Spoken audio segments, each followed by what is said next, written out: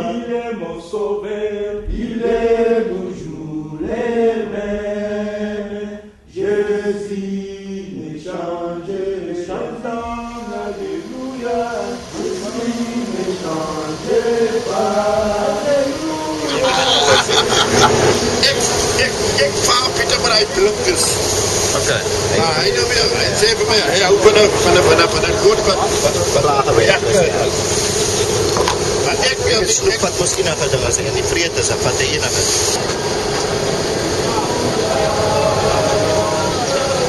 Okay, so want toe, ons is nou op pad. So Ons gaan nou daar is die bootjie. Die afgelope klompie daar het ons allemaal uit by Hoortblinder gevat, wat daar rond is, oos van Hoortblinder, daar in die kode. En toe gister en eergister het ons hier by Britannia Blinder meer in die diep gegaan, maar ons gaan nou miskien by hier rond kyk, dan sal ons maar kyk daar waar die grote diep is eigenlijk. Maar die vis het 'n sterk, so hy swem die hele wêreld vol. Die meeste van die bote het gister en eergister nog die vis daar so by Britannia Blinder gevang. So ook ons gaan ook die meeste traffic, die meeste skeite gaan nou soontoe, so dan gaan ons gaan ook nou daar kyk.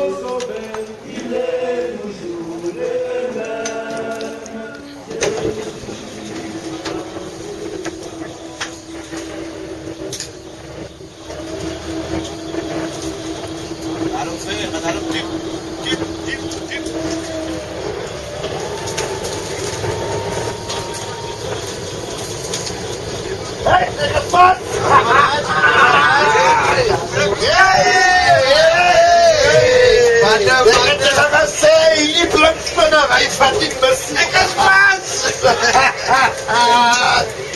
Kan jy laat sê, hierdie blinkspinner. Sy daar by snoep. Wat, ek het nog nooit in my lewe so ver as snoep opgetrek het.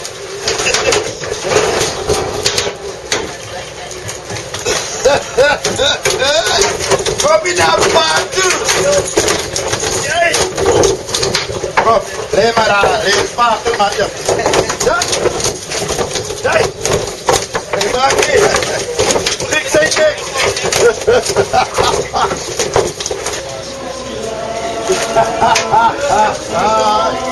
Want ik was een nek voor die...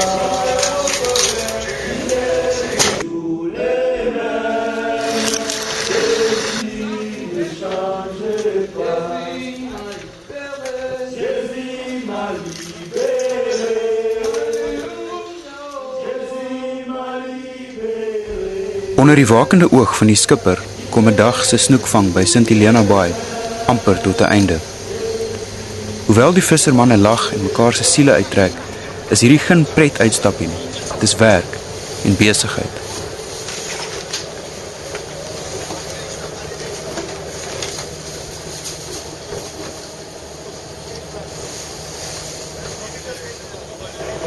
Hoekom anders sal die twee vissermanne dit 8 seemyl uitwaag met slegs 'n 15 perdekrag engine?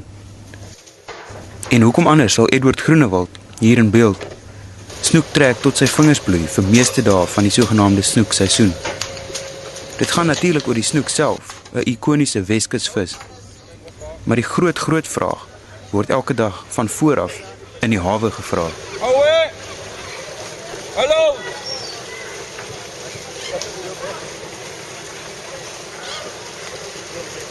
Wat was die prys?